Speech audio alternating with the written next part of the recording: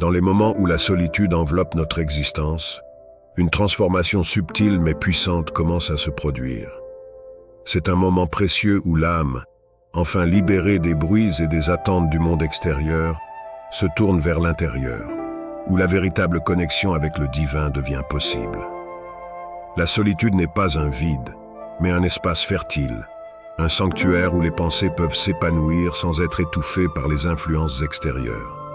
C'est ici, dans cet espace sacré, que l'on peut véritablement entendre la voix intérieure, cette voix qui murmure les vérités les plus profondes, celles qui sont souvent noyées par le tumulte de la vie quotidienne.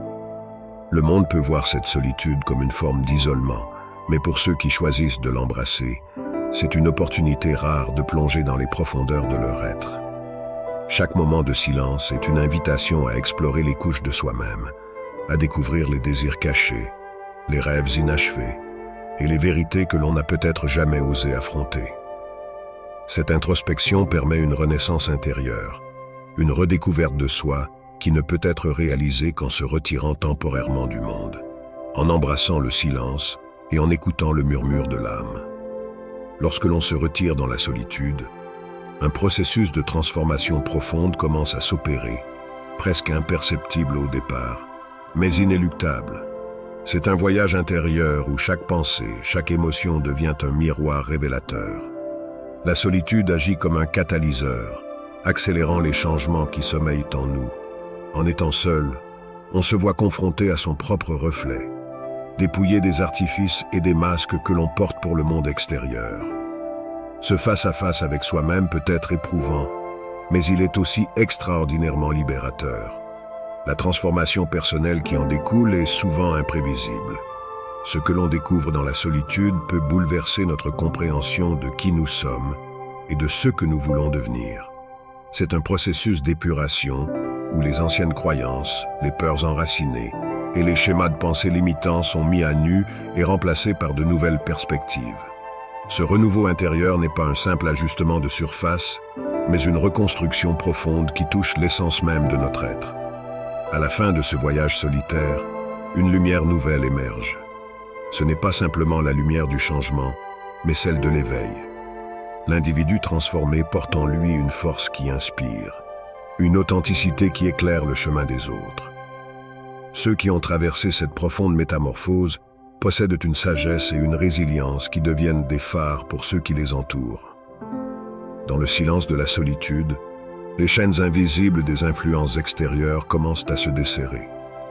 Loin des attentes sociales, des opinions des amis et des jugements familiaux, un espace s'ouvre où l'esprit peut enfin respirer. La solitude devient alors un sanctuaire, un lieu où l'on peut observer, questionner et démanteler les croyances et les pensées qui ne sont pas vraiment les nôtres. C'est ici que l'on prend conscience des conditionnements qui ont façonné notre vision du monde, souvent sans que nous en soyons pleinement conscients. La pression pour se conformer, pour plaire ou pour s'intégrer se dissipe lentement dans cet espace de solitude. Ce détachement des influences extérieures permet de sonder la profondeur de nos propres convictions. Quelles pensées appartiennent réellement à notre essence et lesquelles sont simplement des échos de voix extérieures? C'est un processus de purification mentale où l'on épluche, couche par couche, les idées imposées par la société pour révéler les vérités qui résonnent véritablement en nous. Cette libération est plus qu'une simple émancipation. Elle est un retour à l'authenticité. En étant seuls, nous nous redécouvrons, non pas comme le produit des attentes des autres, mais comme l'expression pure de notre être intérieur. Le poids des influences externes s'évapore, laissant place à une clarté nouvelle, une compréhension plus profonde de ce que nous croyons vraiment. Et dans cette liberté retrouvée, nous commençons à voir le monde non pas à travers le prisme des autres, mais avec nos propres yeux, libres de toute distorsion extérieure. Dans le refuge de la solitude, l'amour de soi commence à s'épanouir comme une fleur délicate, nourrie par l'attention et le soin que l'on se porte enfin. Loin des distractions du monde extérieur, on peut vraiment s'attarder sur soi, explorer ses besoins, ses désirs et ses blessures. Ce temps passé seul est une opportunité précieuse pour redécouvrir la tendresse et la compassion que l'on mérite, souvent étouffés par le tourbillon des relations et des obligations. Cette phase de solitude devient un processus de guérison, où l'on apprend à récupérer son énergie dispersée dans des relations toxiques ou déséquilibrées. En étant seul, on prend conscience des dynamiques énergétiques qui nous entourent, identifiant les interactions qui drainent notre force vitale et celles qui nous élèvent. C'est un moment de recadrage où l'on réévalue les frontières que l'on n'avait peut-être jamais établies ou qui avaient été fragilisées par des influences négatives. Fixer des limites devient un acte d'amour de soi, un bouclier protecteur contre les influences qui cherchent à envahir notre espace intérieur. Ces limites, forgées dans la solitude, sont puissantes, car elles sont nées de la clarté et de l'autonomie retrouvée. En se dégageant de l'emprise des relations qui nous épuisent, on renforce son identité et son pouvoir personnel. Cette nouvelle énergie, concentrée en soi, devient une source inépuisable de force et de résilience, permettant de naviguer dans la vie avec une confiance renouvelée et une compréhension plus profonde de sa propre valeur. Dans le silence et l'intimité de la solitude, la véritable essence de l'individu se dévoile. Dépouillé des artifices et des masques que l'on porte pour satisfaire les attentes des autres. Ici, il n'est plus nécessaire de jouer un rôle ou de se conformer aux normes imposées par la société. La solitude agit comme un miroir honnête, renvoyant l'image de qui nous sommes vraiment, sans embellissement ni faux semblant. Découvrir son vrai soi dans cet espace de solitude, c'est comme lever un voile qui obscurcissait notre vision. Ce que l'on découvre peut être surprenant, voire dérangeant, car il remet en question les identités façonnées par les regards extérieurs. Mais c'est aussi une révélation libératrice. En se débarrassant des couches de conformisme, on commence à comprendre que l'authenticité est la clé de la liberté. Cette authenticité, fragile mais puissante, permet d'explorer ses propres désirs, croyances et passions, sans crainte du jugement ou de la réprobation. L'absence de besoin de validation extérieure ouvre la voie à une expression personnelle véritablement libre. Chaque mot, chaque geste devient une manifestation sincère de qui l'on est, sans le filtre des attentes sociales. Cette liberté d'expression, forgée dans l'isolement, donne naissance à une créativité et une spontanéité qui étaient peut-être jusque-là réprimées. En embrassant son authenticité, on devient non seulement plus connecté à soi-même, mais aussi un modèle d'inspiration pour les autres, les invitant à faire de même. C'est un acte de courage que de se montrer tel que l'on est vraiment, et c'est dans la solitude que ce courage se cultive et s'épanouit. Plongée dans la solitude, l'âme se dépouille des distractions et des bruits du monde, ouvrant un canal direct vers le divin.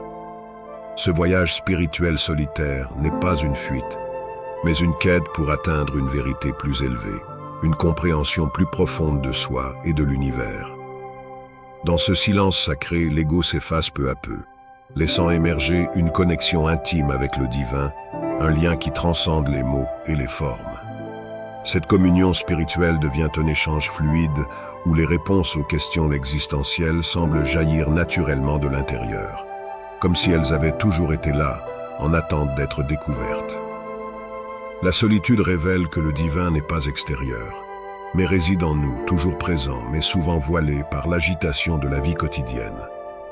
Ce moment d'isolement est un retour à cette vérité essentielle. Nous sommes des étincelles du divin, et en nous reconnectant à cette source, nous trouvons un amour pur, inconditionnel, qui ne dépend de rien ni de personne. Cette découverte conduit à une complétude intérieure, une sensation d'être entier, de ne manquer de rien. Ce voyage spirituel en solitaire nous enseigne que l'amour que nous cherchions à l'extérieur, chez les autres, dans les possessions matérielles ou les succès, existe déjà en nous. En étant seuls, nous apprenons à cultiver cet amour, à le nourrir et à le laisser rayonner. C'est une expérience qui transforme non seulement notre relation avec le divin, mais aussi avec nous-mêmes, nous permettant de nous accepter pleinement, avec nos forces et nos faiblesses, dans une danse harmonieuse avec l'univers. Dans le silence profond de la solitude, une vérité puissante se révèle. Nous sommes les créateurs de notre propre réalité. Libérés des influences et des attentes extérieures, l'esprit trouve un espace de clarté où il peut pleinement explorer le potentiel de la pensée créative. C'est dans cet isolement que le pouvoir de manifestation prend toute sa force. Chaque pensée, chaque intention devient une graine semée dans le vaste champ de l'univers, prête à germer et à se transformer en réalité tangible. La solitude nous offre l'opportunité de nous reconnecter à ce pouvoir inné de création. Sans les distractions de la société, l'esprit devient un atelier, un lieu où les idées prennent forme et où les rêves deviennent des plans concrets. Cette capacité de manifestation ne se limite pas à attirer des événements ou des objets dans notre vie, mais s'étend à la création de notre propre identité, de notre propre monde intérieur. En étant seuls, nous réalisons que nous ne sommes pas de simples spectateurs de notre existence, mais les architectes de notre destinée. Cette prise de conscience est profondément libératrice. Elle nous enseigne que chaque moment de solitude est une chance de modeler notre réalité selon nos désirs les plus profonds. Le pouvoir personnel de création n'est pas un don réservé à quelques élus, mais une capacité que chacun peut cultiver en s'accordant du temps pour être seul, pour réfléchir et pour rêver.